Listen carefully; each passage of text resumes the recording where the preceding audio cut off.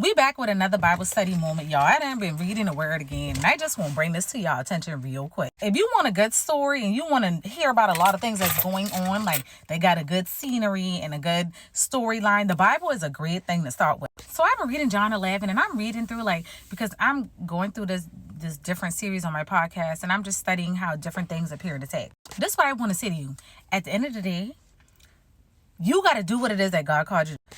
Please do not let the naysayers, the haters, people not agreeing with you, people not liking your status, people not showing up on your comments, your friends not reposting, all this kind of stuff. Please don't let none of that stuff bother you. Do what it is that God has called you to do. When you're talking about being focused and stuff and standing on business, nothing should be able to affect what it is that God is calling you to do, period.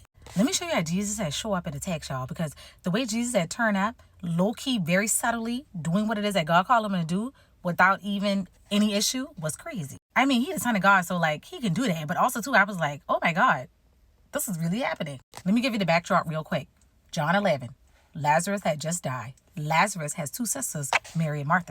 Jesus had loved all three of them. Jesus had just journeyed away from where Lazarus, Mary, and Martha was, because in that same city, they was just about to stone Jesus to death. So Jesus went away for safety. Jesus with the disciples, when he was sent with the disciples, he got a message that Lazarus had just died. Now, by this time, 2 days had gone by. By the time that he was journeying back, 4 days had gone by. So when Jesus arrived, Lazarus was already dead for 4 days. So instead of Jesus getting up and going at the time, he's telling the disciples, well, he's just asleep. He's not sick. He had a sickness, but he's just asleep. He's not dead. Basically, he's going to live again.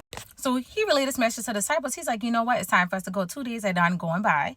They about to journey back to the city. He's like, let's go back to go see Lazarus. Jesus talking to the disciples. He's like, all right, y'all, it's time for us to go ahead and journey back. They're like, we just left from there. We almost died. They almost kill you. We about to go over there for real. Jesus, you just said he was asleep. You ain't say he was dead. Why we need to go back? If he's asleep, there's no reason for us to go back. This is the part that get me. Jesus responded to the disciples, talking something, and it's 12 hours in a day. Isn't it early in the morning? Don't you think that we should go now versus going at night? We're going to walk by light. We're going to use wisdom. Go now versus going at night. We're not going to set ourselves up to be going back into a city of danger so that we can die in the nighttime. It's best that we go now. The disciples still murmuring about what's going on. Jesus said, plainly, Lazarus is dead. And honestly, for your sake, it's good that you come with me when I go so that you can understand even more that I'm the son of God. You ever ask your parents a question and they trying to tell you what's really going on without really going on? So they try to beat around the bush a little bit, but because you act like you don't understand what's going on, I'm going to really just say, this is exactly what's going on. We ain't got no money like how you think we got money. That's what Jesus been like. Lazarus is dead, plainly. And we going back there because he is asleep and he's going to be raised from the dead. So while they about to journey back, Mary and Martha is at the house. This is what we call a sitting up. Because when somebody passed away, you got people visiting your house.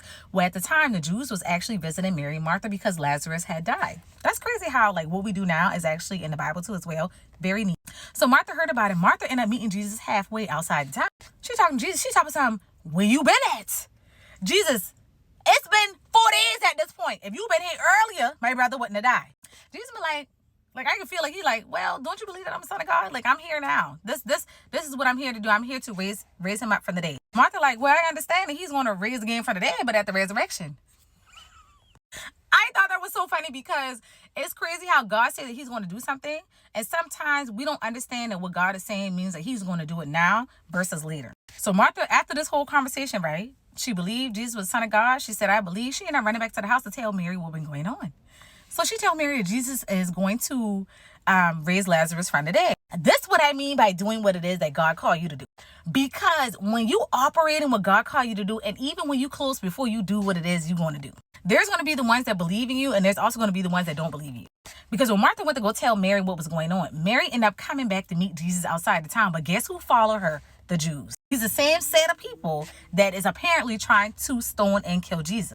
When Mary get to Jesus, she say, instead of, where you been at? Where you been at? Like Martha, she ended up falling to her knees, crying and kneeling at his feet and saying, Jesus, where have you been? Because honestly, if you were here, my brother would not have died. I love this point in the text because it was showing a different posture approach. Not saying that Martha having a conversation with Jesus about her brother dying didn't move God. It was more the fact that when Mary kneeled before Jesus, it actually moved him to a point of sorrow because he saw how death had affected her, so that it also made him sorrowful, and that's when Jesus had wept. Who's behind her when she's sorrowful? Jesus crying, she crying, the Jews. Hear me when I say this. Even when you about to do what God has called you to do, there's going to be naysayers. There's going to be haters. There's going to be the ones that agree with you and those that don't. You got the two sets of Jews in the crowd. They all look the same, but they two sets of different people in the crowd. And this is why you can't think that everybody is going to operate the same. People just got to show up how they're going to show up and believe how they're going to believe at the end of the day. One set of Jews is like, see, he's crying over Lazarus. Lazarus is really his friend. He actually cares. Then you got the other set of Jews talking about something. Well, if you would spend the time opening the eyes of the blind man, you don't think this man would have died? First of all, who you think you is? Who you talking to like that? Not y'all talking to the side of God talking about something. You would spend time doing other miracles with other people. He probably wouldn't have died. Y'all is crazy. So not only do you have your inner circle, the disciples like, what we doing all this for? And then also on top of that, you got the naysayers who not even in your inner circle like, you ain't really about to do what it is that God called you to do. Like, at the end of the day, stay 10 toes down on what God tell you to do. Stay focused. Because after that moment, y'all, the subject takes up, Jesus ended up going to the tomb. He went to the tomb. He tell him to roll a stone away. And he called Lazarus by name out that tomb. And Lazarus came out that tomb standing up with sackcloth all on him. And if Jesus at for one point had just not focused on what God was doing, if he was just irritated with the disciples, if he was just irritated with the Jews, if he was just irritated by Martha and Mary being emotional in this moment, he probably wouldn't have did all that he had to do. Stay 10 toes down on what it is that God is calling you to do at the end of the day. Because at the end of the day, somebody else is going to get delivered through the testimony and the story that you're going to tell, through the ministry that you operating in and the things that God has called you to do. Because when you lose focus and you focus on Mary and Martha being frustrated, you focus on the disciples saying that I really know we should really be doing that. If you focusing on the naysayers and the Jews and the different types of Jews and the people that support you, that don't support you, if you focus on all that, you will lose the focus on your purpose. And the purpose of that whole moment was for Jesus to return back to raise Lazarus from the dead, call him by name out of his grave.